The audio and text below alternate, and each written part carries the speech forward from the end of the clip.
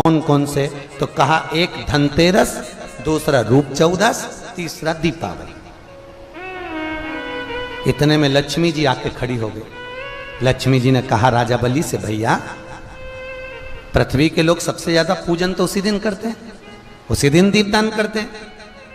और लोग तो धनतेरस के दिन दिया लगाते हैं, रूप चौदस के दिन लगाते हैं, दीपावली के दिन लगाते हैं, और सारा पुण्य तेरे खाते में लिखा जाएगा, तो उनके खाते में क्या होगा?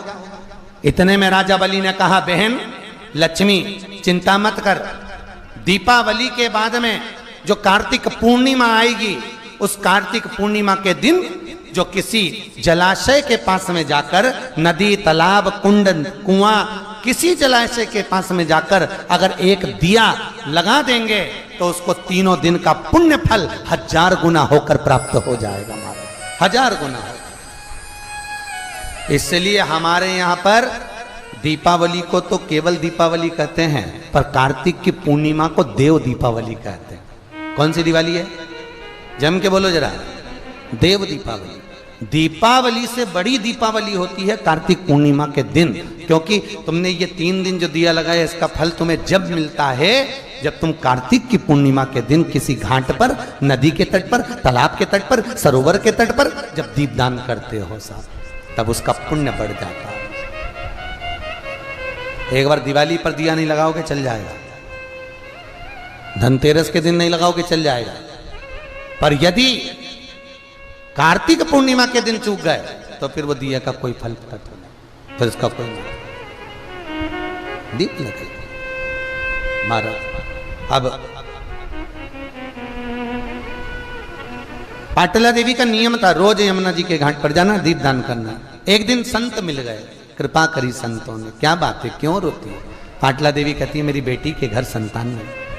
अगर सावन की पूर्णिमा के दिन तुम्हारी बेटी ब्राह्मणों को भोजन कराएगी, उसके घर में औलाद होगी, संतान होगी। कार्तिक। अब पाटला देवी ने कह दिया अपनी बेटी से कि जाओ कराओ। बेटी ने ब्राह्मणों का भोजन कराया। नंद बाबा यशोदा ने खीर मालपुआ बनवाया। खीर मालपुआ बनाकर जैसे ही नंद बाबा परोसे, फिर यशोदा जी आ गए। अब यशोदा तो यशोदा, और माता यशोदा इतना घूंघट कर कर जैसे खीर मालपुआ परोसने के लिए चली, इतने में जितने संत भोजन कर रहे थे सारे संतों ने सोचा ये इतना सारा घूंघट ली है तो ये नंद बाबा की तो दाढ़ी सफेद, नंद बाबा के तो बाल सफेद, ये नंद बाबा के छोरे की बहू दिखती है। अब छोरे की बहू दिख रही है तो इनके घर में कोई छोरा नहीं दिख रहा, तो सारे संतों ने हाथ उठाकर आशीर्वाद दे दिया, पुत्र भव। जैसे पुत्र बहू ने का आशीर्वाद दिया तो यशोदा जी ने पल्लू ऊंचा कर लिया। जैसे पल्लू ऊंचा करा, पल्लू ऊंचा करते से सारे बाबाओं ने एक दूसरे को कोनी मार के कहा रहे इसका भी बाल सफेद है रे, आशीर्वाद गड़बड़ हो गया। इतने में सारे संत जब बात करे तो नंद बाबा ने कहा रे बाबाओं, तुमने मेरी पत्नी को पुत्र होने का आशीर्वाद दिया, मैं 60 का, मेरी पत्नी 55 की, औलाद कहां से होगी? इतने में संत बोले हमने भोजन करते करते आशीर्वाद दिया है तो पुत्र तो आएगा, भले कहीं से भी आए। और वही हुआ। ना जाने किस ऋषि मुनि ने धागा हाथ लपेटा कि नंद घर अनहोनी हो गई, बेटी हो गया बेटा।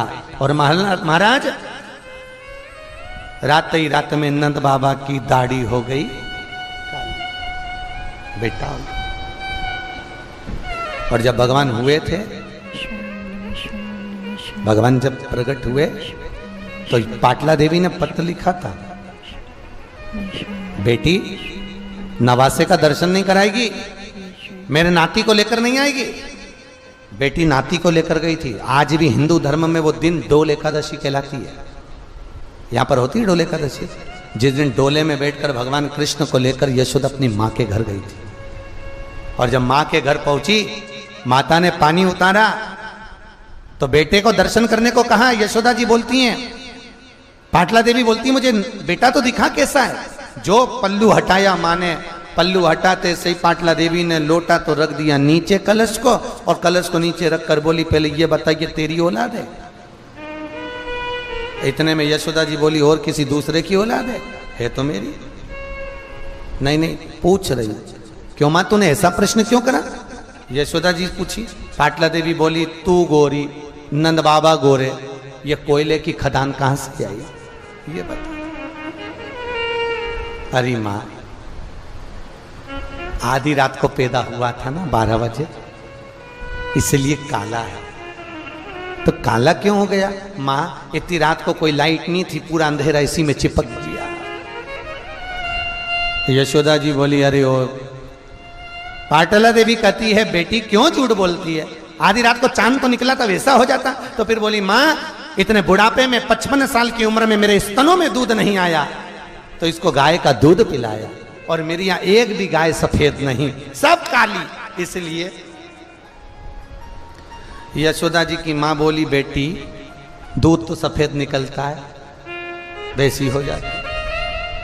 आखिरी में माँ को क्रोध आया, पाटला देवी ने छोरे को लिया, लहंगा करा ऊंचा, 36 कली का लहंगा ऊंचा करके, और छोरे को सुलाया। कन्हैया का सिर नानी के पाँव में और पाँव नानी की छाती पे, और बेटी तेल लेके और जो घिसा घिसते जाए और बोल रही है इतना गोरा कर दूंगी जब जाएगा पहचान में नहीं आएगा। इतने में कन्हैया घिस के कन्हैया मन में सोच रही थी नानी ऊपर से नीचे तक काला, सरसों के तेल से कुछ नहीं होने वाला, के तेल से कुछ नहीं होने वाला। क्या हो?